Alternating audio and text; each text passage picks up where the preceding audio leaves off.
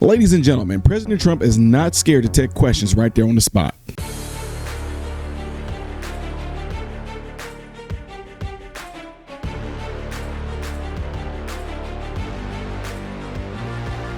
What is the dealio, folks and folks around us? Welcome to the channel. I'm Ty Smith. You're watching my channel, Model Renaissance Man, in which I'm greatly appreciative of. Make sure you guys are following me up here, follow me down here. Click this, it helps me. Thank you. If and when you do subscribe to the channel, click the bell notification.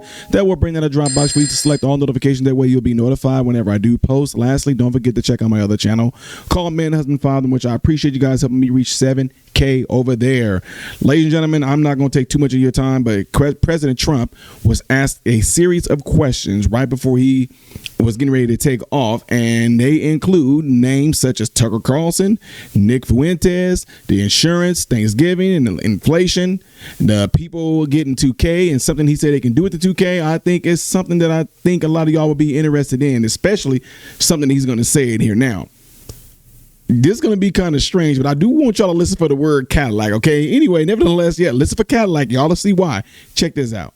This is a Fox News alert. President Trump is departing Florida and speaking to reporters. Let's listen in. Much better with this. And again, I go to Walmart and other companies, and in every case, it's about 25% that a meal, a Thanksgiving meal and surroundings are 25% lower than it was under the Biden administration. That's a big fact, and that comes from Walmart and others that do that. Okay? Any questions? Any update on Venezuela, Mr. President? On Venezuela update?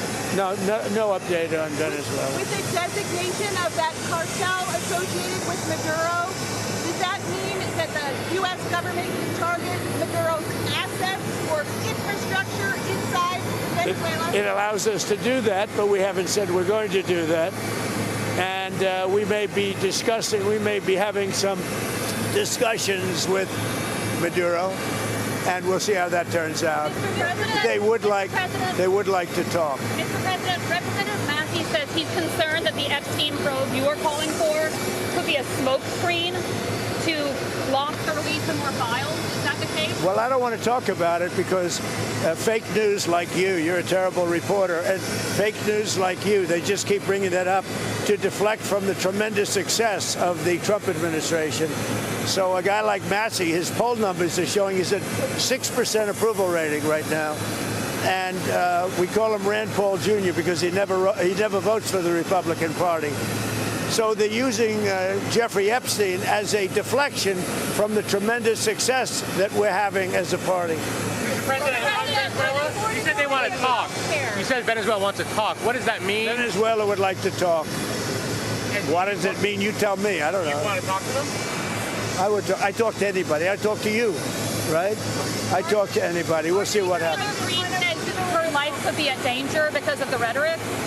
Her life is in danger? Who's that? Marjorie Taylor Greene, she says. Marjorie Taylor Greene. I don't think her life is in danger. Frankly, I don't think anybody cares about her. Okay, what about you? Are you negotiating with lawmakers on health care ahead of a vote next month? We're negotiating with lawmakers, and I've had personal talks with some Democrats. I can't tell you who they are. I just don't want to do that. It's not fair to them. About paying large amounts of dollars back to the people. You know, this was my idea. It came up during that. You know, oftentimes under times of stress, like the shutdown, you come up with great ideas that you wouldn't have thought of before. The insurance companies are making a fortune. Their stock is up over 1,000% over a short period of time. They are taking in hundreds of billions of dollars, and they're not really putting it back, certainly not like they should. So when I see this, and when I've seen this over the last pretty short period of time, I said, why do we just pay this money directly to the people of our country and let them buy their own health insurance? And you know, I made that statement, and I made it a little bit cavalierly, but it sounded good. And everybody has picked it up, including Democrats. And I am talking to some Democrats right now about doing that. People love it. We're going to take the money, well, if it gets approved, we're going to take the money, we're going to pay it back to the people of our country to go out and buy health insurance. Now, they can put it in a health account. We can do it a lot of different ways. but they buy their own health insurance. They can negotiate price, and it's going to be locked, so they can't go out and buy a Cadillac. They can go out and buy health insurance. Tucker Carlson. Is it time for Congress to move legislation that puts pressure on Russia and puts pressure on Putin? Well, I hear they're doing that, and that's okay with me. They're passing legislation, or the Republicans are putting in legislation that very tough. It's sanctioning, et cetera, on any country doing business with Russia. They may add Iran to that, as you know. I suggested it. So any country that does business with Russia will be very severely sanctioned. We may add Iran to the formula, yeah. Mr. President, Tucker Carlson recently had a friendly interview with anti-Semite Nick Fuentes. Tucker Carlson. What role do you think Tucker Carlson should play in the Republican Party and the conservative movement going forward? Well, I found him to be good. I mean, he said good things about me over the years. I think he's good. We've had some good interviews. I did an interview with him. We had 300 million hits. You know that. Look, I can't tell him. Will you let me finish my statement? You are the worst.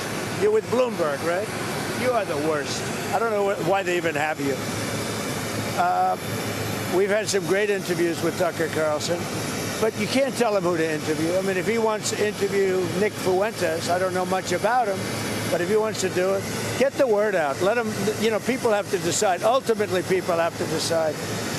The mayor of New York, I will say, would like to meet with us, and we'll work something out. But he would like to come to Washington and meet, and we'll work something out.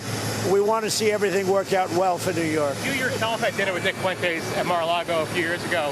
What role should he play in the conservative movement? Well, I didn't know he was coming, and he was with, as you know, somebody, Kanye. And Kanye asked if he could have dinner, and he brought Nick. I didn't know Nick at the time.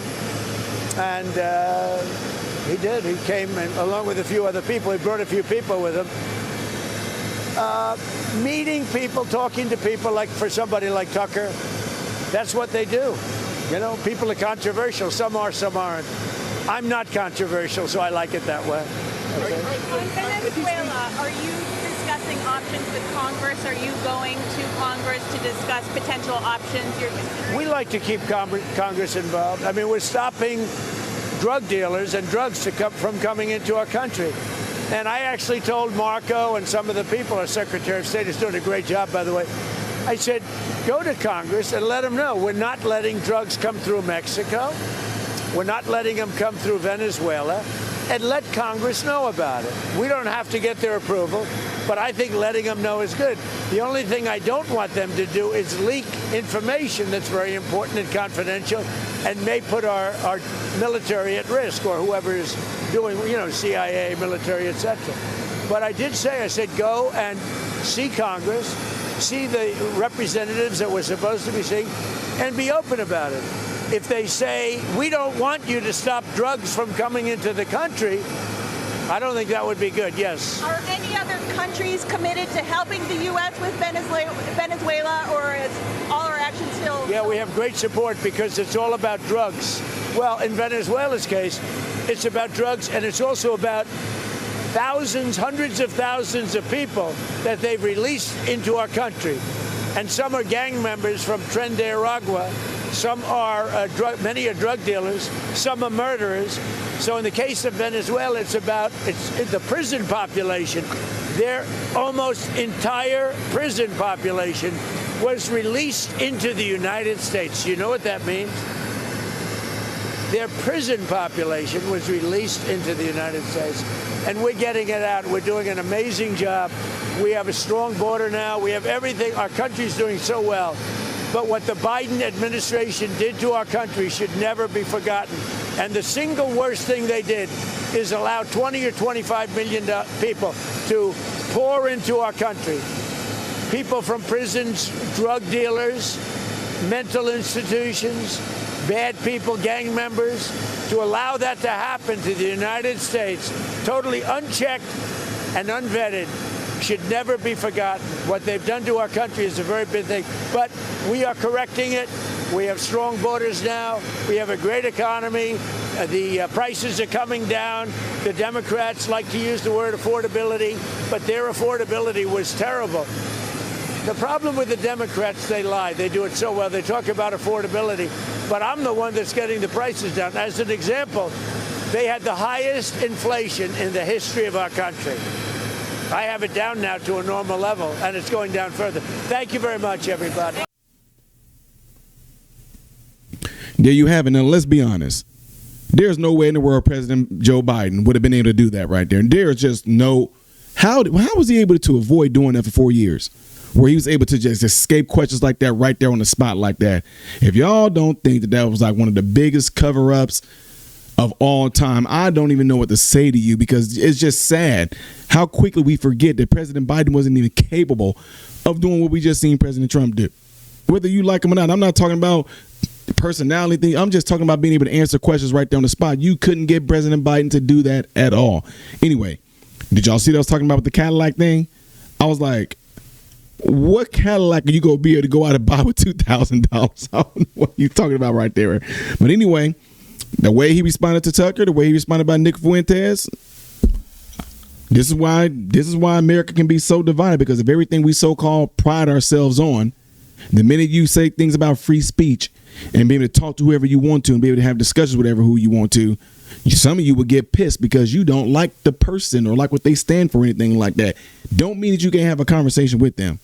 When I talk with anybody that y'all think I shouldn't talk to, I absolutely will. When I talk to Nick Fuentes, yes, don't mean I agree with everything the dude says. When I talk to Kanye West, yes. When I talk with Candace Owens, absolutely. When I talk with Tucker Carlson, yes, I would. When I talk to people that y'all do like, yes. That's what this is all about.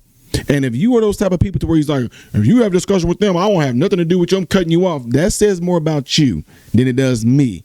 Period, y'all. And that's why we have the country that we have right now that we so-called love, is because of things like that.